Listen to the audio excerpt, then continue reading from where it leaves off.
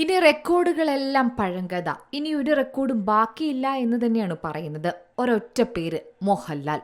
തുടരും ചരിത്ര നേട്ടത്തിലെത്തിയിരിക്കുകയാണ്. ഒരു മോഹൻലാൽ ചിത്രത്തിന് പോസിറ്റീവ് റിവ്യൂ കിട്ടിയാൽ പിന്നെ ഒന്നും പറയണ്ട, ഒരു പൊടിപൂരം തന്നെയായിരിക്കും.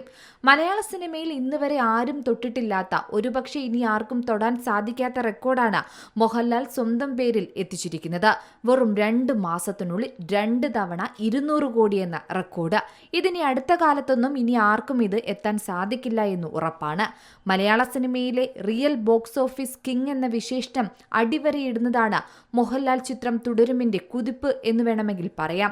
സമീപകാലത്തിറങ്ങിയ പടങ്ങൾ പരാജയം നേരിട്ടെങ്കിലും അവയ്ക്കെല്ലാം പകരം വീട്ടി എന്നോണം ബോക്സ് ഓഫീസിൽ റെക്കോർഡുകൾ തീർക്കുകയാണ് മോഹൻലാൽ തുടരും എന്ന ചിത്രത്തിലൂടെ.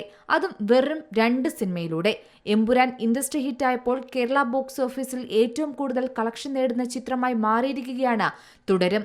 3-ാം ഞായറാഴ്ചയും ചിത്രത്തിന്റെ കളക്ഷൻ ഒട്ടും കുറഞ്ഞില്ലെന്നാണ് പുതിയ കണക്കുകളും പറയുന്നത്. അതായത് ചിത്രം റിലീസ് ചെയ്ത് 17ാമത്തെ ദിവസം ആഭ്യന്തര ബോക്സ് ഓഫീസിൽ നേടിയത് 5 കോടിക്ക് മുകളിലാണ്. ആഗോളതലത്തിൽ ചിത്രം 200 കോടി കടന്നുവെന്നാണ് നിർമ്മാതാക്കൾ കഴിഞ്ഞ ദിവസം പറഞ്ഞിരിക്കുന്നത്.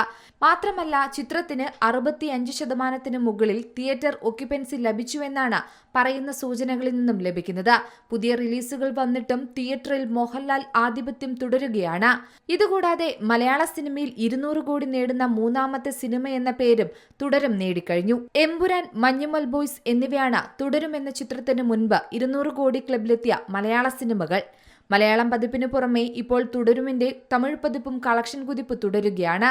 ഇപ്പോൾ പുറത്തുവരുന്ന റിപ്പോർട്ടുകൾ അനുസരിച്ച് മറ്റു റിലീസുകളെക്കാട്ടും മുൻപന്തിയിൽ മലയാളത്തിന്റെ തുടരും തന്നെയാണ് തമിഴ്നാട്ടിലും മുന്നിൽ നിൽക്കുന്നത്. തമിഴ്നാട്ടിൽ തുടരും കുറച്ച് വൈകിയാണ് റിലീസ് ചെയ്തതെങ്കിലും 1-ാം ദിനം 32 ലക്ഷവും 2-ാം ദിനം 60 ലക്ഷത്തിനു മുകളിലും ചിത്രം നേടിയെന്നാണ് കണക്കുകൾ പറയുന്നത്. തമിഴ്നാട്ടിൽ കുറഞ്ഞ റിലീസ് മാത്രമേ ചിത്രത്തിന് ഉള്ളൂ എന്നതും എടുത്തു പറയേണ്ട ഒന്നാണ്. തമിഴിൽ തുടരും എന്ന പേരിലാണ് ചിത്രം റിലീസിനെത്തിയത്. മലയാളി പ്രേക്ഷകരെ പോലെ മോഹൻലാലിന്റെ അഭിനയ മികവിനെ കുറിച്ച് തന്നെയാണ് തമിഴ് പ്രേക്ഷകരും അഭിപ്രായങ്ങളിൽ പറയുന്നത്. സിനിമയുടെ സെക്കൻഡ് ഹാഫ് നല്ല മാസായിട്ടുണ്ടെന്നാണ് പ്രേക്ഷകർ പറയുന്നത്. സിനിമയിലെ പ്രധാന വില്ലൻ കഥാപാത്രത്തെ അവതരിപ്പിച്ച പ്രകാശ് വർമ്മയുടെ പ്രകടനത്തിനും വൻ സ്വീകാര്യതയാണ് ലഭിച്ചുകൊണ്ടിരിക്കുന്നത്. ഡബ്ബിങ്ങിനും മികച്ച അഭിപ്രായമാണ് എല്ലാ ഭാഷകളിൽ നിന്നും ലഭിക്കുന്നത്.